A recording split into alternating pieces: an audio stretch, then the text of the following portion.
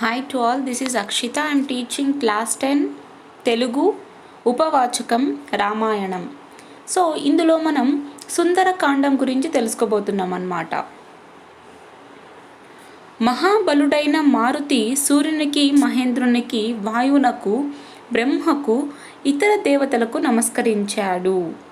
తన శరీరాన్ని పెంచాడు, ఒళ్ళు విరిచాడు. ప్రళయకాల మేఘగర్జనల మహానాదం చేశాడు. చేతులను నడుము మీద ఉంచాడు, పాదాలను దట్టించాడు, చెవులను రిక్కించాడు, తోకను విదల్చాడు.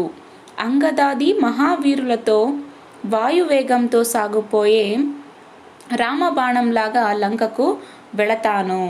అక్కడ సీతామాతను చూడలేకుంటే అదే వేగంతో స్వర్గానికి వెళ్ళటం. అక్కడ కూడా సీతామాత దర్శనం కాకుంటే రావణుణ్ణి బంధించి తీసుకువస్తా. ఏది ఏమైనా కార్యసఫలతతో తిరిగి వస్తానని పలికాడు. ఒక్క ఉదుటున అంతరిక్షంలోకి ఎగిరాడు. శ్రీరామ కార్యమునకు వెళుతున్న హనుమంతునికి సూర్యుడు తాపాన్ని కలిగించలేదు. వాయువు చల్లగా ప్రసరించాడు. దేవతలు, గంధర్వులు, మహర్షులు కీర్తించారు. సరే, ఇక మహాబలశాలి అయినటువంటి మారుతి అంటే హనుమంతుడు అన్నమాట. ఈ మారుతి వచ్చేసి సూర్యునికి, అలాగే మహేంద్రునికి, అలాగే వాయువునకు, బ్రహ్మకు, ఇతర దేవతలకు నమస్కరించాడనమాట. తన యొక్క శరీరాన్ని కొద్దిగా పెంచాడు, అలాగే తన యొక్క ఒళ్ళుని విరిచాడనమాట. అంటే అతని యొక్క విధం చూస్తుంటే ఏ విధంగా ఉందంటే ప్రళయకాల మేఘ గర్జనలా ఉందన్నమాట. ఆ విధంగా మహానాదం చేశాడు. అలాగే తన యొక్క చేతులను తీసుకొని నడుము మీద ఉంచాడనమాట. తన యొక్క పాదాలను ఒక్కసారిగా దటించాడు. ఇక చెవులేమో ఏమని చెప్తే మీకు చెవులు బాగా రిక్కరిస్తాయంటుంటారు, అంటే బాగా పని చేస్తాయని చెప్తారు కదా, ఆ విధంగా చెవులను రిక్కించాడనమాట. అలాగే తన యొక్క తోకను ఒక్కసారిగా విదల్చాడు. ఇక అంగదాది మహావీరులతో, అలాగే వాయువేగంతో సాగిపోయేటువంటి రామబాణంలాగా లంకకు వెళ్తాను అని చెప్పి మారుతి అంటాడనమాట. అలాగే అక్కడ సీతామాతను చూడలేకుంటే అదే వేగంతో తిరిగి స్వర్గానికి వెళ్తాను. అక్కడ కూడా సీతామాత దర్శనం కాకున్నట్టయితే రావణుని బంధించి తీసుకొని వస్తాను అని మారుతి అంటాడు. సో ఏది ఏమైనా కూడా నేను కార్యాన్ని ఒక ఫలితంతో తిరిగి వస్తాను అని చెప్పి మారుతి పలుకుతాడు. ఇక ఒక్కసారిగా అంతరిక్షంలోకి ఎగురుతాడనమాట మారుతి. ఇక ఆ రామ కార్యమునకు వెళ్తున్నటువంటి హనుమంతునికి సూర్యుడు తన యొక్క తాపాన్ని కలిగించలేదన్నమాట. అలాగే వాయువు కూడా చల్లగా ప్రసరిస్తూ ఉన్నాడు. ఇక మిగతా దేవతలు, గంధర్వులు, మహర్షులు వీళ్ళందరూ కూడా కీర్తించారు. సముద్రముపై సాగిపోతున్న హనుమంతుణ్ణి చూసి సాగరుడు సహాయపడదలచాడు. తానింతవాడు కావడానికి ఇక్ష్వాకు ప్రభువైన సగరుడే కారణమని సాగరుని అభిప్రాయం. ఆ ఇక్ష్వాకు కులతిలకుడైన శ్రీరాముని కార్యం కోసం వెళుతున్న హనుమంతునికి శ్రమ కలగకూడదనుకున్నాడు. సముద్రంలో ఉన్న మైనకుణ్ణి బయటకు రమ్మన్నాడు. అతని బంగారం గిరిశిఖరాల మీద హనుమంతుడు ఒకంతసేపు విశ్రాంతి తీసుకోగలడని భావించాడు. మైనాకుడు సరేనన్నాడు. ఒక్కసారిగా సముద్రం మధ్య నుంచి పైకి లేచాడు. అకస్మాత్తుగా పైకి లేచిన మైనాకుణ్ణి తనకు ఆటంకంగా తలచాడు మారుతి. తన ఎదతో నెట్టివేశాడు. మైనాకుడు అబ్బురపడ్డాడు. మానవ రూపంలో గిరిశిఖరం మీద నిలిచాడు. సముద్రుని కోరికను తెలిపాడు. హనుమంతుడు మైనాకునితో నీ ఆదరపూర్వకమైన మాటలకు తృప్తిపడ్డాను. ఆతిథ్యం అందుకున్నట్లే భావించు. సమయం లేదు, ఆగడానికి వీలు లేదు అని చెప్పి చేతితో అతన్ని తాకాడు. ఆతిథ్యం గ్రహించినట్లుగా తెలిపి ముందుకు సాగాడు. సరే, ఇక సముద్రం పైన హనుమంతుడు ఆ విధంగా సాగిపోతున్న సాగిపోతుంటాడనమాట. సో ఆ హనుమంతుడిని వెళ్ళడాన్ని చూసి సాగరుడు సహాయపడాలనుకొని అనుకుంటాడు. ఇక తాను ఇంతవాడు కావడానికి ఇక్ష్వాకు ప్రభు అయినటువంటి సాగరుడేనని సాగరుని యొక్క అభిప్రాయం అన్నమాట. ఇక ఇక్ష్వాకు కులతిలకుడైనటువంటి శ్రీరాముని యొక్క కార్యం కోసం వెళుతున్నటువంటి హనుమంతునికి శ్రమ కలగకుండా ఉండాలనుకున్నాడు సాగరుడు. ఇక సముద్రంలో ఉన్నటువంటి మైనాకుని బయటకు రమ్మన్నాడు.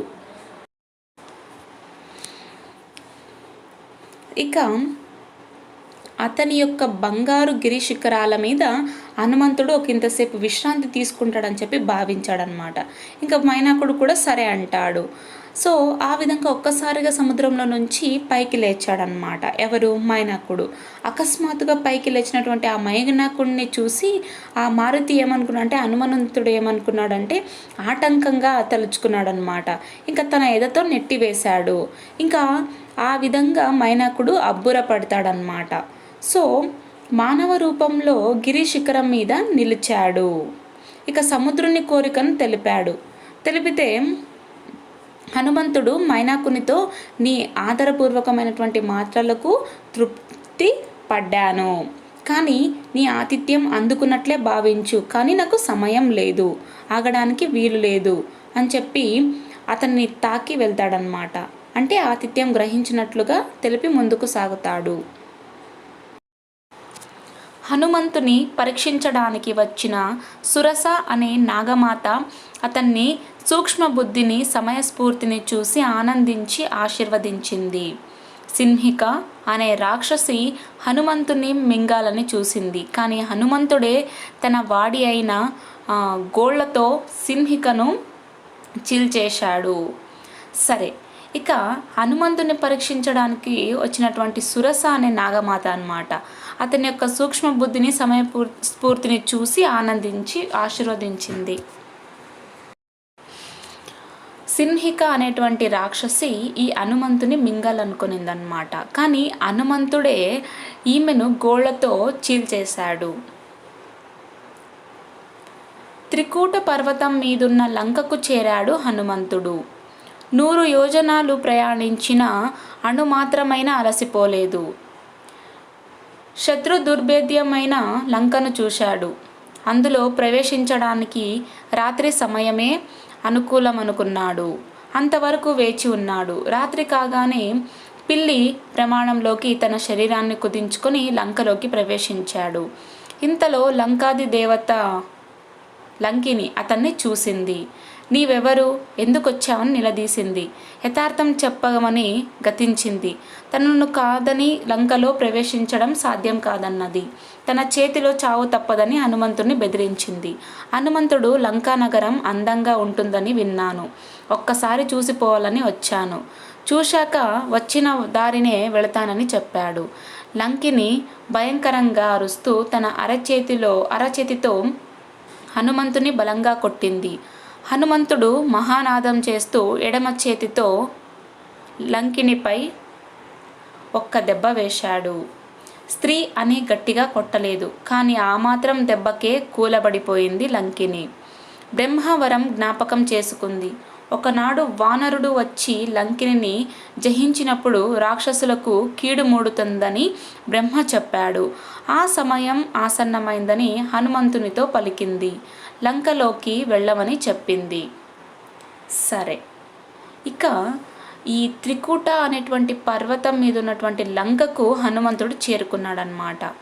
అలాగే 100 యోజనాలు ప్రయాణించాడు, కానీ హనుమంతుడు ఏమాత్రం కూడా అలసిపోలేదు. ఇక లంకను చూశాడనమాట. చూస్తే అందులో ప్రవేశించడానికి రాత్రి సరైనటువంటి సమయం అనుకున్నాడు. ఇంకా అంతవరకు నిద్రపోకుండా మేలుకొని ఉన్నాడనమాట. ఇంకా రాత్రి కాగానే పిల్లి ఎంత సైజులో ఉంటుందో ఆ పరిణామంలోకి అంటే ఆ ప్రమాణంలోకి తన యొక్క శరీరాన్ని కుదించుకొని లంకలోకి ప్రవేశిస్తాడు. సో ఇంతలో అక్కడ ఉన్నటువంటి లంకాది దేవత అంటే లంకిని అనమాట ఈ హనుమంతుని చూస్తుంది. చూసి నువ్వెవరు, ఎందుకు వచ్చావు అని నిలదీస్తుంది అనమాట. నువ్వు ఎందుకు వచ్చావో నిజం చెప్పమని చెప్పి నిలదీస్తే తనను లంకలో ప్రవేశించకుండా చేస్తాను నువ్వు చెప్పకుంటే అని చెప్పి హనుమంతునికి అంటుందన్నమాట. ఇక అలాగే తన చేతిలో చావు తప్పదని చెప్పి హనుమంతుని బెదిరించడం కూడా జరుగుతుంది. ఇక హనుమంతుడేమో మాటల్లో చాత్కారుడు అని చెప్పుకున్నాం కదా. సో లంకా నగరం చాలా అందంగా ఉంటుందని చెప్పి నేను విన్నాను, ఒక్కసారి చూసిపోవాలని వచ్చాను, చూసొచ్చాక వచ్చిన దారిని తిరిగి వెళ్ళిపోతాను అని చెప్పి చెప్తాడనమాట. ఇంకా లంకిని ఏమో భయంకరంగా అరుస్తూ తన అరచేతితో హనుమంతుడిని బలంగా కొడుతుందన్నమాట. అప్పుడు హనుమంతుడు మహానాదం చేస్తూ తన యొక్క ఎడమ చేతితో లంకిని పైన ఒక దెబ్బ వేస్తాడు. ఇక స్త్రీలకు కొట్టకూడదు కాబట్టి గట్టిగా కొట్టడనమాట. ఇంకా ఆ మాత్రం దానికి ఆమె ఆ లంకిని కింద పడిపోతుంది, అంటే కూలబడిపోతుంది. ఇంకా తనకు ఒక జ్ఞాపకం వస్తుందన్నమాట. ఏంటి అంటే బ్రహ్మవరం జ్ఞాపకం చేసుకుంటుంది. ఆ వరం ఏంటి అంటే వానరుడు వచ్చి లంకిని ఎప్పుడైతే జయిస్తాడో అప్పుడు రాక్షసులకు కీడు మూడుతుందని బ్రహ్మ చెప్తాడనమాట. సో దాన్నే జ్ఞాపకం చేసుకుంటుంది. ఆ సమయంలో ఆ సమయం వచ్చింది అని చెప్పి హనుమంతునితో లంకిని చెప్తుంది. ఇక సరే నువ్వు లంకలోకి వెళ్ళమని చెప్తుందన్నమాట లంకిని. హనుమంతుడు ముఖద్వారం గుండా లంకలోకి వెళ్ళలేదు, ప్రాకారంపై నుండి దూకి వెళ్ళాడు. అది కూడా ఎడమ పాదం ముందు పెట్టి. శత్రువుల వద్దకు వెళ్ళే సంప్రదాయం ఇది. లంకలో ప్రవేశించిన మారుతి చిత్ర విచిత్రాలైన ఇండ్లను చూశాడు. సంగీత మాధుర్యాన్ని చెవి చూశాడు. వేదఘోషను విన్నాడు. రకరకాల వాళ్లను చూశాడు. సర్వాంగ సుందరమైన రావణుని భవనాన్ని చూశాడు. ఎక్కడా సీత జాడ కనిపించలేదు. మహాపార్శ్వ, కుంభకర్ణ, విభీషణ, మహోదర, విరూపాక్ష, విద్యుజ్జుహాదులు భవనాలన్నీ వెతికాడు. సరే, ఇక హనుమంతుడైతే ఆ లంక యొక్క ముఖద్వారం ఉంటుంది కదా, దాని ద్వారా వెళ్ళలేదన్నమాట. అలాగే ఆ యొక్క ద్వారం పై ప్రకారం ఉంటుంది కదా, దాని మీద నుండి దూకి వెళ్తాడు. అలాగే వెళ్ళినప్పుడు ఎడమ పాదం ముందు పెడతాడనమాట. ఎందుకంటే శత్రువుల వద్దకు వెళ్ళినప్పుడు ఎడమ పాదం పెట్టిపోవడం సాంప్రదాయం అన్నమాట. సో ఆ విధంగా వెళ్తాడు. ఇక లంకలోకి ప్రవేశిస్తాడు హనుమంతుడు. అక్కడున్నటువంటి చిత్ర విచిత్రాలైనటువంటి ఇళ్లను చూస్తాడు. అలాగే సంగీత మాధుర్యాన్ని కూడా చవి చూశాడు. ఇక వేదఘోషాలు కూడా విన్నాడు. అలాగే రకరకాల వాళ్లను కూడా అక్కడ చూడడం జరుగుతుంది. ఎవరు? హనుమంతుడు. అలాగే సర్వాంగ సుందరమైన రావణుని భవనాన్ని కూడా చూస్తాడు. ఇక సీత జాడ ఎక్కడ కూడా కనిపించదు. అలాగే మహాపార్శ్వ, కుంభకర్ణ, విభీషణ, మహోదర, విరూపాక్ష, విద్యుజ్జుహాదుల భవనాలన్నీ కూడా వెతికేస్తాడు. రావణ అంతఃపురంలోకి వెళ్ళాడు. ఎందరో స్త్రీలు చెల్లాచెదురుగా పడుకొని నిద్రపోవడం చూశాడు. ప్రత్యేక శయ్యపై పవళించిన ఒక స్త్రీని చూశాడు. మహా సౌందర్యంతో వెలిగిపోతున్న ఆమె రావణుని భార్య మండోదరి. కానీ హనుమంతుడు సీతని భ్రమించాడు. సీతను చూశాననుకొని గంతులు వేశాడు. కొద్దిసేపటికే తన ఆలోచన తప్పని గ్రహించాడు. శ్రీరాముణ్ణి ఎడబాసి సీత ఇలా ఉండగలుగుతుందా అని అనుకున్నాడు. ఆమె సీత కానే కాదని నిశ్చయించుకున్నాడు. సరే, ఇక హనుమంతుడు రావణుడు ఉన్నటువంటి అంతఃపురంలోకి వెళ్తాడనమాట. అక్కడేమో ఎంతోమంది స్త్రీలు చెల్లాచెదురుగా పడుకొని ఉంటారు, ఇక్కడ నిద్రపోతూ ఉంటారు. ఇక ప్రత్యేకమైనటువంటి ఒక శయ్య పైన ఒక స్త్రీని చూస్తాడనమాట. ఆ స్త్రీ ఏమో చాలా సౌందర్యంగా ఉంది. ఇక ఆ స్త్రీని చూసి హనుమంతుడు రావణు యొక్క భార్య మండోదరి అనుకున్నాడు. కానీ అక్కడ ఉన్నటువంటి అనుకోలేదు, హనుమంతుడు మండోదరి అనుకోలేదు. కానీ అక్కడ మహా సౌందర్యంతో వెలిగిపోతున్నటువంటి ఆ మహిళ ఎవరు అంటే మండోదరి అనమాట. ఈమె రావణుని యొక్క భార్య. కానీ హనుమంతుడు ఏమనుకుంటాడంటే అక్కడున్నది సీత అని చెప్పి భ్రమిస్తాడు. అంటే భ్రమించినప్పుడు సీతని చూశాననుకొని గంతులేస్తాడు. కానీ కొద్దిసేపటికి తను అనుకున్నటువంటి ఆలోచన తప్పని గ్రహిస్తాడనమాట. అలాగే శ్రీరాముని ఎడబాసి అయినటువంటి సీత ఇలా ఉంటుందా, ఇలా ఉండదు కదా, సీత కానే కాదు అని చెప్పి నిశ్చయించుకుంటాడు. ఎక్కడ సీత జాడ తెలియకపోయేసరికి సీత మరణించిందేమోనని సందేహించాడు హనుమంతుడు. సీత జాడను కనిపెట్టలేకపోయినా తాను ఏ ముఖం పెట్టుకొని తిరిగి వెళ్ళాలని బాధపడ్డాడు. ఆయన నిరుత్సాహపడకూడదని నిర్ణయించుకున్నాడు. ఇంతవరకు వెతకని ప్రాంతాలకు వెళ్ళాలని తీర్మానించుకున్నాడు. ఎక్కడకు వెళ్ళినా నిరాశ కలుగుతున్నది. సీత కనబడలేదని చెబితే శ్రీరాముడు జీవించడు, అతడు లేక లక్ష్మణుడుండడు. వీరి మరణ వార్త విని భరత శత్రుఘ్నులుండరు. పుత్రుల మరణానికి తట్టుకోలేక కౌసల్య సుమిత్ర కైకేయి తనువులు చాలిస్తారు. ప్రియమిత్రుణ్ణి వీడి సుగ్రీవుడు బతకడు, దానితో రుమ, తార, అంగదులు మిగలరు. ఇది చూసి వానరజాతి లోకాన్ని వీడుతుంది. ఇందరి మరణానికి కారణం కావడం కన్నా ప్రాయోపవేశంతో ప్రాణాలు వదలడమే మంచిదనిపించింది మారుతికి. కానీ తర్కించి చూస్తే ఆత్మహత్య కన్నా బతికుండడమే ఎన్నో విధాల ఉత్తమమనిపించింది. చచ్చి సాధించేదేమిటి? బతికితే సుఖాలను శుభాలను పొందవచ్చు. బతికి ఉన్నవాళ్ళు ఎన్నడైనా కలుసుకోవచ్చు.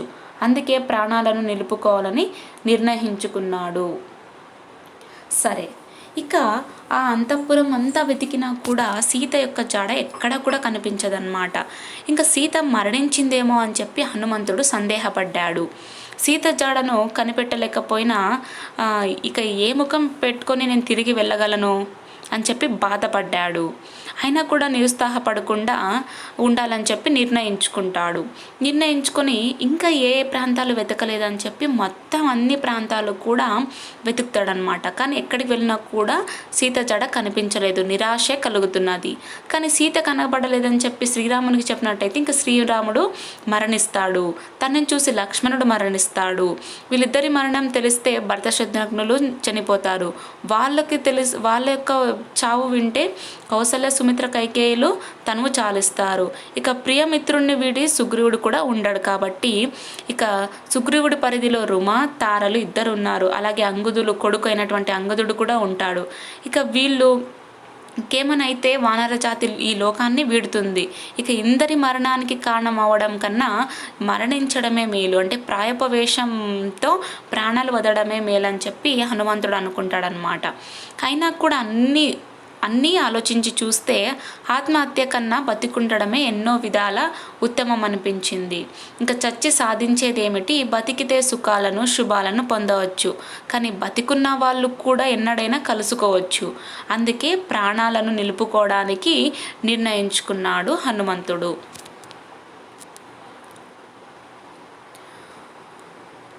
అప్పటి వరకు వెతకని అశోకవనంలోకి వెళ్ళాలనుకున్నాడు హనుమంతుడు. సీతారామ లక్ష్మణులకు రుద్ర, ఇంద్ర, యమ, వాయుదేవులకు, సూర్యచంద్ర మరుద్గణాలకు నమస్కరించాడు. అశోకవనంలోకి అడుగుపెట్టాడు. ఇంద్రుణ్ణి నందవనంలాగా ఉంది అశోకవనం.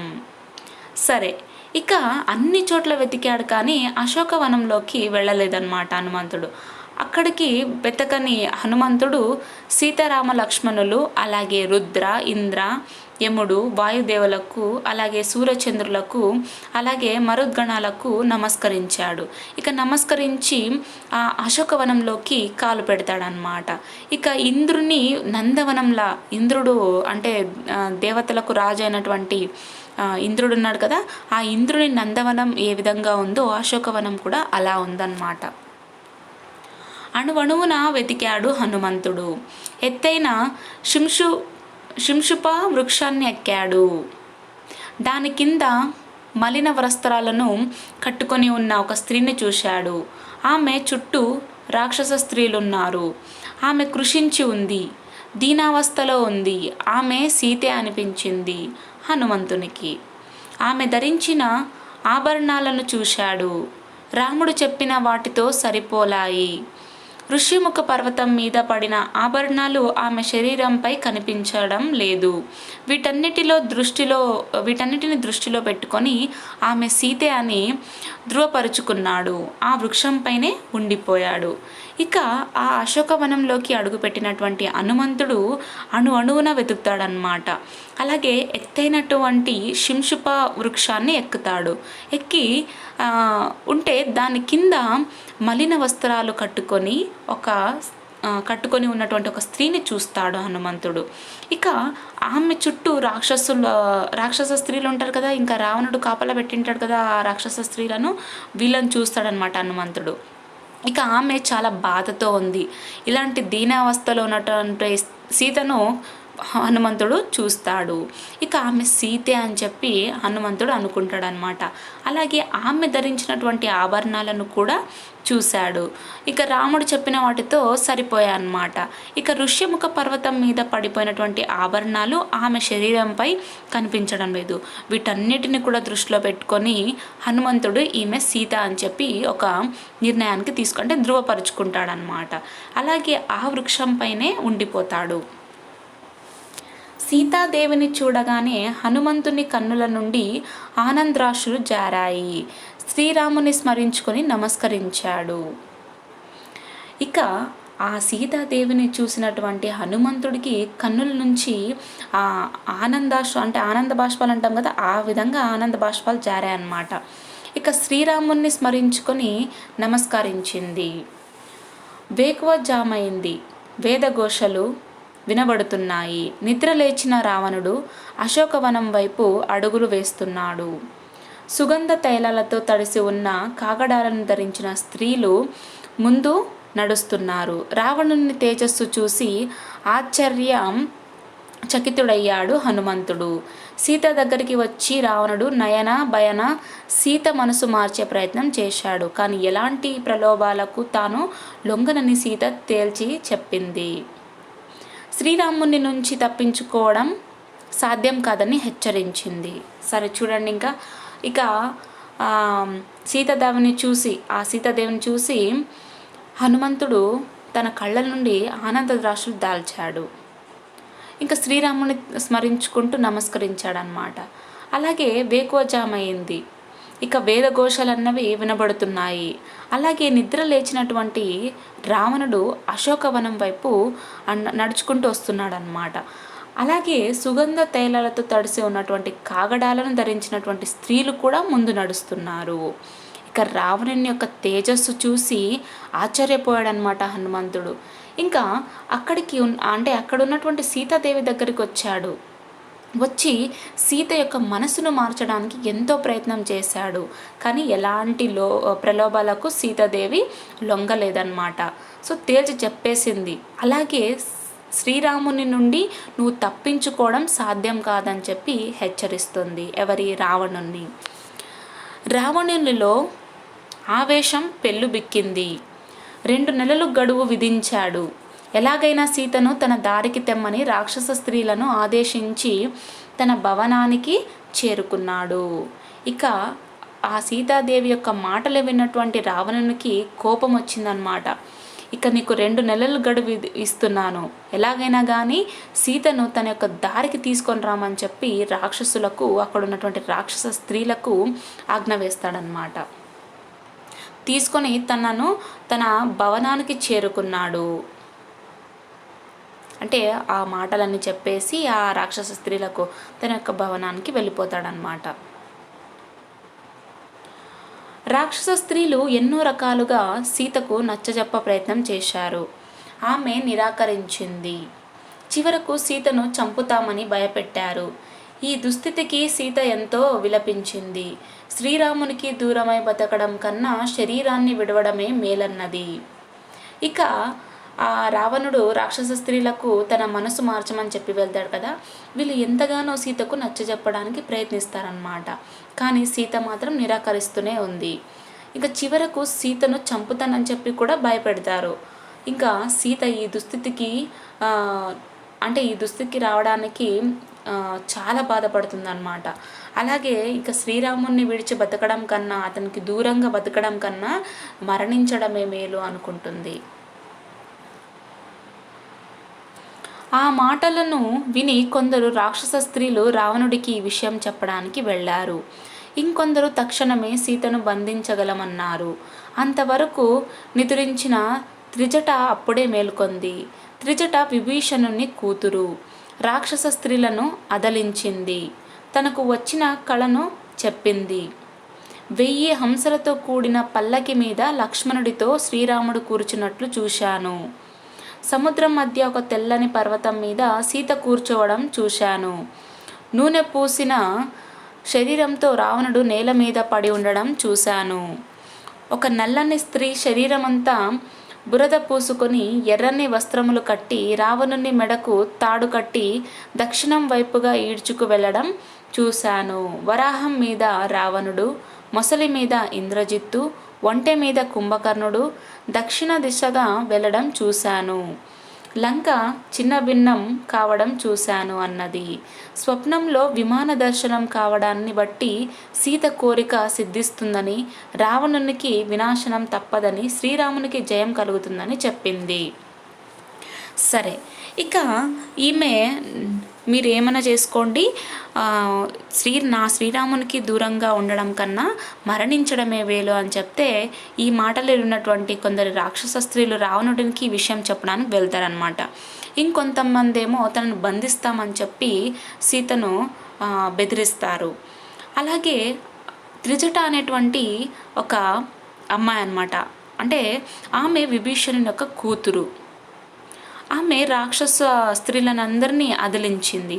తనకు వచ్చిన కలను చెప్తుందన్నమాట. ఏంటి అంటే 1000 సింహాలతో కూడినటువంటి పల్లకి మీద శ్రీరాముడు లక్ష్మణుడితో పాటు కూర్చున్నట్టుగా చూశాను. అలాగే ఆ సముద్రం మధ్య ఒక తెల్లని పర్వతం మీద సీత కూర్చోవడం కూడా చూశాను. నూనె పూసినటువంటి శరీరంతో రావణుడు నేల మీద పడి ఉండడం కూడా చూశాను. ఒక నల్లని స్త్రీ శరీరమంతా బురద పూసుకొని ఎర్ర వస్త్రములు కట్టి రావణుని మెడకు తాడు కట్టి దక్షిణం వైపుగా ఈడ్చుకు వెళ్ళడం చూశాను. అలాగే వరాహం అంటే పంది, వరాహం మీద రావణుడు, మొసలి మీద ఇంద్రజిత్తు, ఒంటె మీద కుంభకర్ణుడు వీళ్ళందరూ కూడా దక్షిణ దిశగా వెళ్ళడం చూశాను. ఇక లంక చిన్న భిన్నం కావడం కూడా చూశాను అని అంటుందన్నమాట. అలాగే తనకు స్వప్నంలో అంటే కలలో విమాన దర్శనం కావడాన్ని బట్టి సీత యొక్క కోరిక సిద్ధిస్తుందని, రావణునికి వినాశనం తప్పదని, శ్రీరామునికి జయం కలుగుతుందని చెప్పి ఎవరు విభీషణుని కూతురైనటువంటి త్రిటజ చెప్తుందన్నమాట. ప్రాణత్యాగానికి సిద్ధపడ్డ సీతకు శుభశకునాలు తోచాయి. చెట్టు పైన ఉన్న హనుమంతుడు సీతాదేవిని ఎలా కాపాడుకోవాలో అని మతన పడుతున్నాడు. రామకథా గానమే సరైన మార్గమని ఎంచుకున్నాడు. సీతాదేవికి వినపడేటట్లు రామకథను వర్ణించాడు. సీతాదేవి అన్ని వైపులా చూసింది. చెట్టు మీదున్న హనుమంతుని చూసి ఆశ్చర్యానికి లోనైంది. హనుమంతుడు చెట్టు దిగి నమస్కరించాడు. అమ్మ, నీవెవ్వరు? ఒకవేళ సీతాదేవివే అయితే శుభమగుగాక, దయతో విషయాలు చెప్పమని ప్రార్థించాడు. తనను సీత అంటారని తెలిపింది సాధ్వి. తన వృత్తాంతమంతా వివరించింది. సరే, ఇక ప్రాణత్యాగానికి సిద్ధపడినటువంటి సీతకు శుభశకునాలు కలిగినాయి. ఎందుకు? త్రిటజ ఇన్ని చెప్తుంది కదా, కాబట్టి ఇవన్నీ మాటలు ఉన్నటువంటి సీతకు శుభశకునాలు తోచాయన్నమాట. అలాగే హనుమంతుడు ఆ చెట్టు పైన కూర్చొని ఉంటాడు. ఇక సీతాదేవిని కాపాడుకోవాలని చెప్పి ఆలోచిస్తుంటాడనమాట. దీనికి అంతటికి కారణం ఏంటి అంటే రామకథ గాథనే మంచిది అని చెప్పి దాన్ని ఎంచుకోవడం జరుగుతుంది. ఇక సీతాదేవికి వినపడేటట్లు ఆ రామకథను వర్ణిస్తాడనమాట. ఇక సీతాదేవి అన్ని వైపులా చూస్తే చెట్టు మీద హనుమంతుడిని చూసి ఆశ్చర్యపోతుంది. ఇక హనుమంతుడు కిందకు దిగి నమస్కరిస్తాడు. అమ్మ, మీరెవరు చెప్పండి, ఒకవేళ మీరు సీతాదేవి అన్నట్లయితే మంచిదే, దయతో కొన్ని విషయాలు మాకు చెప్పండి అని చెప్పి ప్రార్థిస్తాడనమాట. అప్పుడు ఆ సీతాదేవి నేను సీతను అని చెప్పి తన యొక్క వృత్తాంతం అంతా వివరిస్తుంది. హనుమంతుడు తాను శ్రీరామ దూతనని చెప్పుకున్నాడు. దగ్గరగా వస్తున్న మారుతిని చూసి రామునిగా అనుమానించింది సీత. నిజంగా రామదూతవే అయితే రాముని గురించి వినిపించమంది. సీత కోరిక పైన హనుమంతుడు శ్రీరాముని రూపగుణాలను వివరించాడు.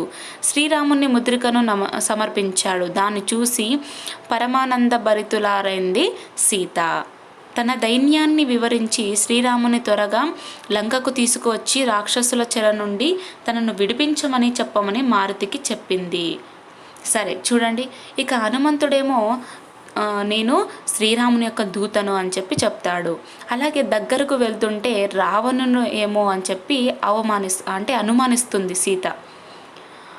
ఇక నిజంగా నువ్వు రామదూతవే అయినట్టయితే శ్రీరాముని గురించి చెప్పమని అడుగుతుంది. అప్పుడు ఆ సీత యొక్క కోరిక మీదకు హనుమంతుడు శ్రీరాముని యొక్క రూపగుణాలను వివరిస్తాడు. అలాగే శ్రీరాముని యొక్క ముద్రికను కూడా సమర్పిస్తాడు. దాన్ని చూసినటువంటి సీత చాలా ఆనందానికి గురవుతుందన్నమాట. అలాగే తన దైన్యాన్ని వివరించి శ్రీరాముని తొందరగా ఇక్కడికి తీసుకొని రా, నన్ను విడిపించమని చెప్పు, ఈ చెరసాల నుండి నన్ను విడిపించమని చెప్పు అని చెప్తుందన్నమాట. అంత దాకా ఎందుకు, తన వీపు మీద కూర్చుంటే తక్షణమే శ్రీరాముని సన్నిధికి చేరుస్తానన్నాడు హనుమంతుడు. ఇంత చిన్నవాడివి ఎలా తీసుకెళ్ళగలవని ప్రశ్నించింది సీత. హనుమంతుడు తన విశ్వరూపాన్ని ప్రదర్శించాడు. సీత సంతోషించింది. అయినా హనుమతో వెళ్ళడానికి నిరాకరించింది. పరపురుషుని తాకనన్నది. శ్రీరాముడు రావణుని సంహరించి తనను తీసుకుపోవడమే ఆయన స్థాయికి తగినదన్నది. సరే, ఇక ఆ సీత హనుమంతునికి చెప్తున్నదన్నమాట, త్వరగా వచ్చి నన్ను ఈ చెరసాల నుంచి విడిపించమని చెప్పు అని హనుమంతుడికి చెప్తుంది. అప్పుడు హనుమంతుడు, అంతదాకా ఎందుకు తల్లి, మీరు నా యొక్క వీపు మీద కూర్చున్నట్టయితే తక్షణమే శ్రీరాముని దగ్గరకు వెళ్దాము అని అంటాడు. ఇక ఇంత చిన్నవాడివి నువ్వు ఎలా తీసుకువెళ్తావు అని చెప్పి సీత క్వశ్చన్ వేస్తోంది. అప్పుడు హనుమంతుడు తన యొక్క విశ్వరూపాన్ని ప్రదర్శిస్తాడు. ఆ రూపాన్ని చూసినటువంటి సీత ఆనందపడుతుందన్నమాట. అయినా కూడా నేను రాను అని చెప్పి నిరాకరిస్తుంది. అలాగే పరపురుషుని తాకనని చెప్పి అంటుంది. ఇక శ్రీరాముడు రావణుని సంహరించి నన్ను తీసుకుపోవడమే ఆయన యొక్క స్థాయికి తగినది అని చెప్పి సీత అంటుందన్నమాట. అమ్మ, నా వెంట రావడం నీకు అంగీకార యోగం కాకుంటే శ్రీరాముడు గుర్తించగల ఏదైనా ఆనవాళ్ళు ఇమ్మని అడిగాడు హనుమంతుడు. తన అనుబంధానికి గుర్తుగా కాకాసురుని కథ చెప్పింది. కొంగుముడి విప్పి అందులోకి దివ్య చూడామణిని హనుమంతునికి ఇచ్చింది. సరే, ఇక హనుమంతుడి వెంట రానని చెప్పి నిరాకరిస్తుందన్నమాట. అలాగే పరపురుషుని తాకనని చెప్తుంది కదా. ఇక ఆ హనుమంతుడు ఏమంటాడంటే, అమ్మ, నువ్వు నా వెంట రావడం నీకు ఇష్టం లేనట్టయితే శ్రీరాముడు గుర్తించడానికి ఏవైనా నాకు ఆనవాళ్ళు ఇస్తావా అని అడుగుతాడు. అప్పుడు ఆమె వాళ్ళ అనుబంధానికి గుర్తుగా కాకాసురుని యొక్క కథ చెప్తుంది. అలాగే తన కొంగుముడిలో ఉన్నటువంటి ఒక దివ్య చూడామణిని కూడా హనుమంతునికి ఇస్తుంది. సీతాదేవి దర్శనంతో ప్రధాన కార్యం ముగిసింది హనుమంతునికి. రావణుడు అతని సైన్యపు శక్తి సామర్థ్యాలను కూడా తెలుసుకోవాలనిపించింది. అందుకు అశోకవనాన్ని ధ్వంసం చేయడమే మార్గంగా భావించాడు. అనుకున్నంత చేశాడు ఆ కపివీరుడు. రాక్షస స్త్రీలు పరుగున వెళ్ళి లంకేశునికి విషయం చెప్పారు. రావణుడు 80,000 మంది రాక్షసులను పంపాడు. హనుమంతుడు వాళ్లను మట్టుపెట్టాడు. తన పైకి వచ్చిన జంబుమాలిని మంత్రిపుత్రు 7 రావణుడి సేనాపతుల 5 అలాగే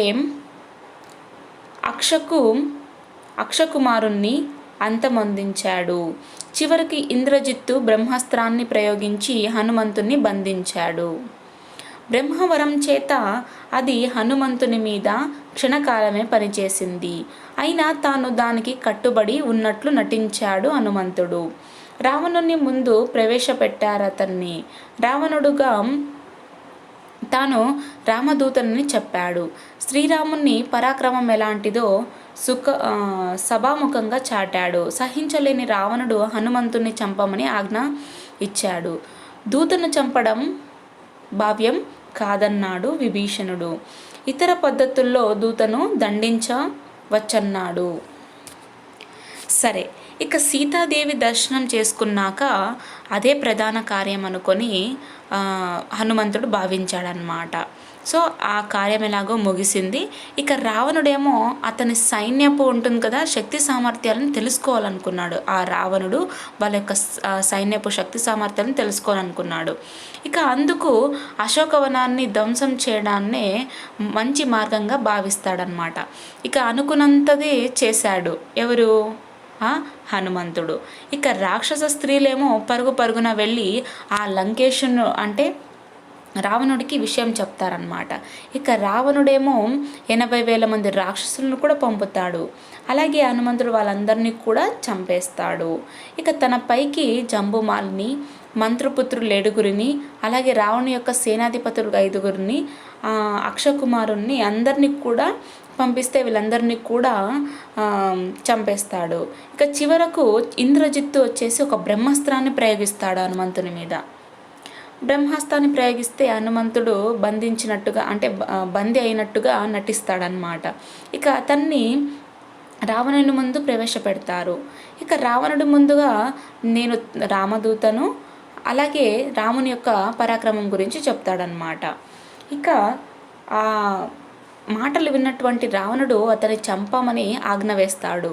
ఇక విభీషణుడు సోదరుడు అయినటువంటి విభీషణుడు ఏమంటాడంటే దూతను చంపడం భావ్యం కాదు, లేదా ఇతర పద్ధతులలో దండించవచ్చు అని అంటాడనమాట.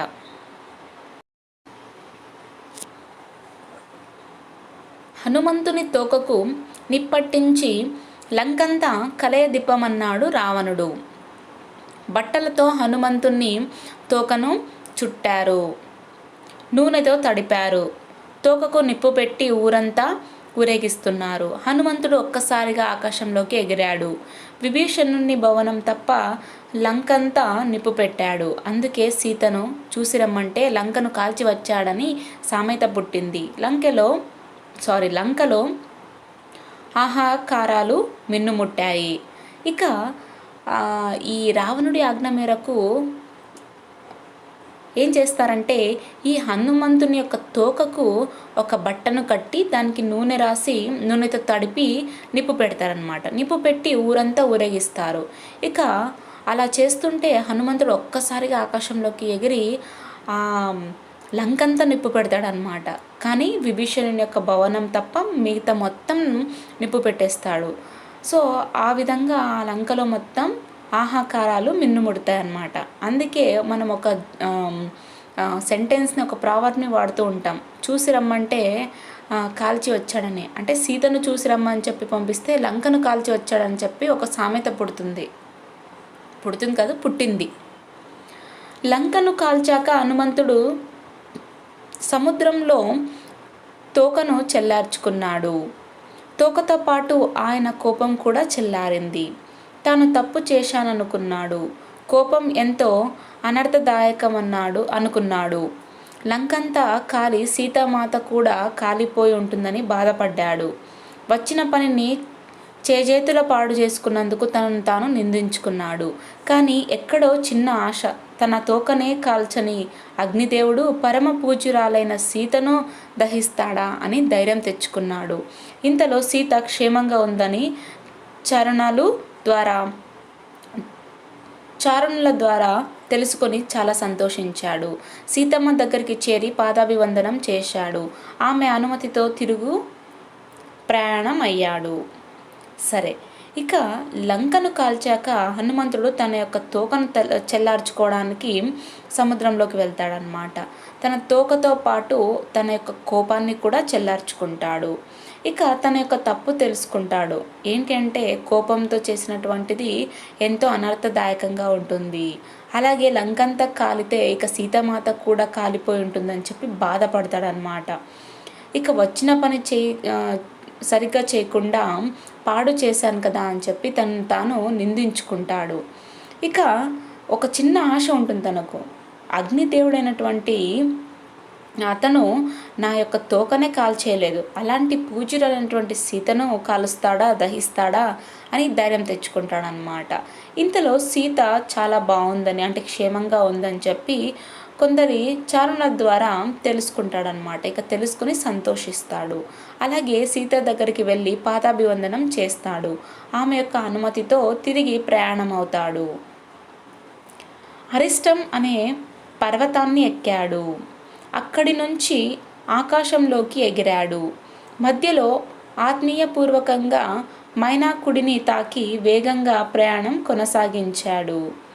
మహేంద్రగిరికి చేరుకోబోతుండగా మహానాదం చేశాడు. జాంబవంతుడు దానిని విని పొంగిపోయాడు. హనుమంతుడు విజయుడై తిరిగి వస్తున్నాడని వానరులకు తెలిపాడు. సరే, ఇక ఆ సీతాదేవి యొక్క అనుమతితో తిరిగి ప్రయాణమవుతాడనమాట హనుమంతుడు. అలాగే అరిష్టం అనేటువంటి పర్వతాన్ని ఎక్కుతాడు. అక్కడి నుంచి ఆకాశంలోకి ఎగురుతాడు.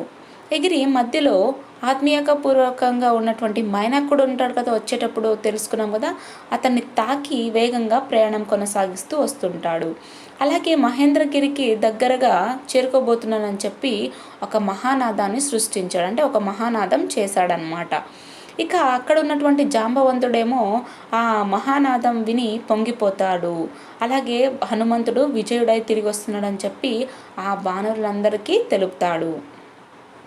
హనుమంతుడు మహేంద్రగిరి శిఖరం మీద అడుగుపెట్టాడు. వానరులంతా చుట్టూ చేరారు. పెద్దలకు నమస్కరించాడు హనుమంతుడు. చూశాను సీతమ్మను అని ప్రకటించాడు. అందరూ ఆనందించారు.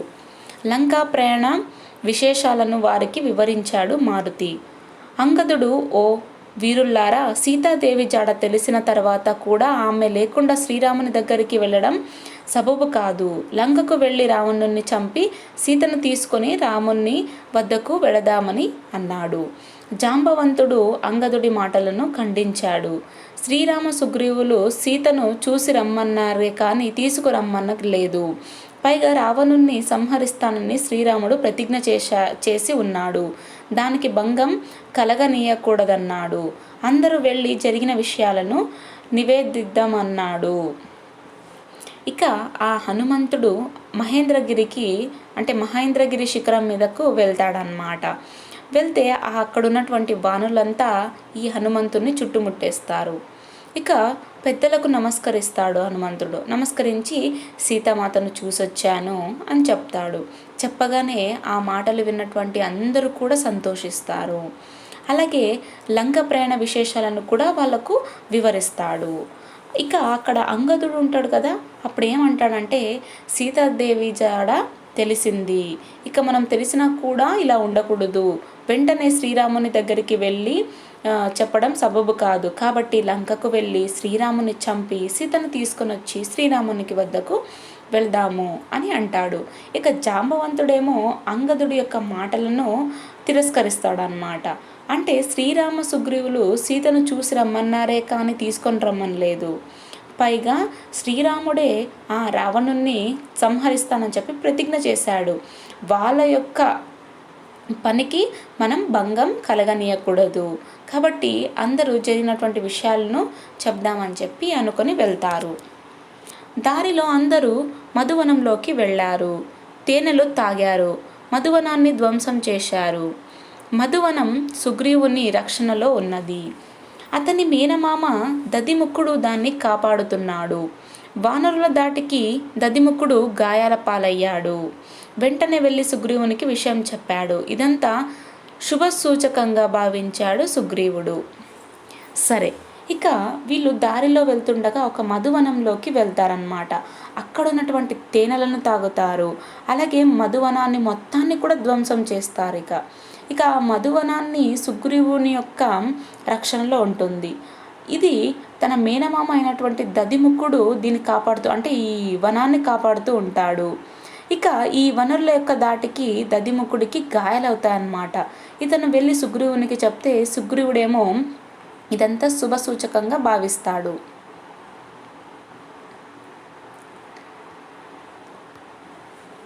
అంగద హనుమదాదులు శ్రీరాముడు సుగ్రీవుడున్న చోటుకు చేరారు. హనుమంతుడు శ్రీరామునికి సాష్టాంగ నమస్కారం చేశాడు. చూశాను సీతమ్మను అని చెప్పాడు. రామ లక్ష్మణుల ఆనందానికి అంతులేదు. సీత ఇచ్చిన చూడమణిని శ్రీరామునికి సమర్పించాడు హనుమంతుడు. శ్రీరాముడు కోరిక సీతాన్వేషణ వృత్తాంతాన్ని చెప్పాడు. సరే, ఇక ఆ అంగద శ్రీరాముడి యొక్క అలాగే సుగ్రీవుడు ఉన్నటువంటి చోటుకు వెళ్తారనమాట.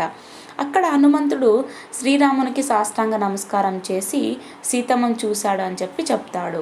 అలాగే ఆ మాటలు విన్నటువంటి ఆ రామలక్ష్మణులేమో చాలా సంతోషిస్తారు. వాళ్ళ యొక్క ఆనందానికి అంతు ఉండదు. ఇక సీత ఇచ్చిన చూడమణిని శ్రీరామునికి హనుమంతుడు సమర్పిస్తాడనమాట. ఇక శ్రీరాముడు కోరగా సీతాన్వేషణ వృత్తాంతాన్ని కూడా వివరిస్తాడు. ఈ విధంగా మన యొక్క సుందరకాండం పూర్తయిందనమాట. నెక్స్ట్ మనం వేరొక కాండంలో కలుద్దాం. Thank you.